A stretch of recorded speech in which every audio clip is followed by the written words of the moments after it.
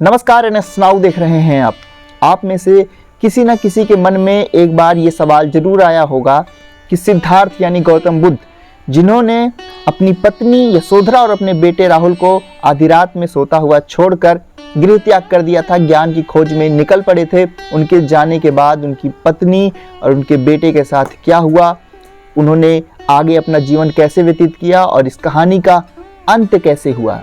तो आज इन्हीं सब बातों का जवाब आपको इस वीडियो में मिलेगा, तो इस वीडियो पर बने रहिएगा। तो चलिए आपको शुरुआत से बताते हैं कि आखिर गौतम बुद्ध कैसे सन्यासी बने, क्यों उन्होंने अपना घर बार और अपनी पत्नी और बच्चों को छोड़ा, और उनके घर त्यागने के बाद उनकी पत्नी यशोधरा और उनके बेटे राहुल का क्या हुआ, जिसका अभी जन्म हुआ था। तो हम आपको सबसे पहले बता दें कि गौतम बुद्ध का विवाह राजकुमारी यशोधरा से हुआ था। उस समय यशोधरा केवल 16 वर्ष की थी, लेकिन यह शादी बुद्ध के मन के खिलाफ थी, यानी उनका मन अध्यात्म और संसार के दुखों की ओर खिंचाव महसूस कर रहा था। हालांकि उन्होंने अपने पिता की इच्छा का सम्मान करते हुए विवाह का बंधन स्वीकार कर लिया। विवाह के कुछ वर्षों बाद यशोधरा ने एक पुत्र को जन्म दिया, जिसका नाम रखा गया राहुल। जिस रात राहुल का जन्म हुआ, उसी रात गौतम बुद्ध ने अपना परिवार, राजपाट और सांसारिक सुखों का त्याग कर दिया और घर छोड़कर ज्ञान की खोज में निकल पड़े।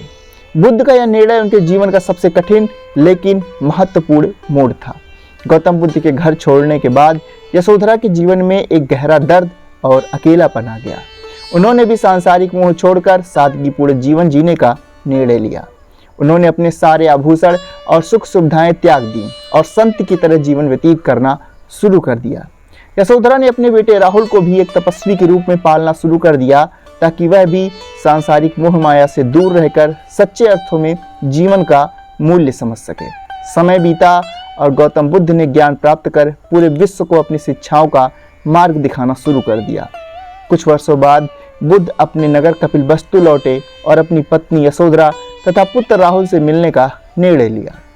यशोधरा इस समय तक बुद्ध के निर्णय से व्यथित थी, यानी दुखी थी।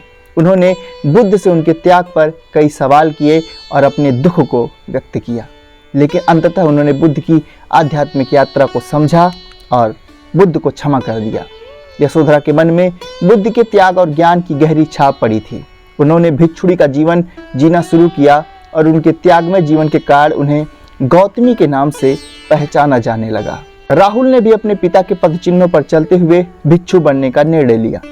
कुछ समय बाद यशोधरा ने इस संसार से विदा लिया और 2 वर्षों बाद ही गौतम बुद्ध का भी निधन हो गया। और ये उस सवाल का जवाब था कि आखिर सिद्धार्थ के घर त्यागने के बाद उनके परिवार का क्या हुआ और उनके बेटे ने किस तरह से उन्हीं के मार्ग पर चलते हुए, उन्हीं के शिक्षाओं पर चलते हुए एक भिक्षु के रूप में अपना जीवन बिताया, और उनकी पत्नी ने अपने सारे आभूषण त्याग कर एक तपस्विनी की भांति जीवन व्यतीत किया।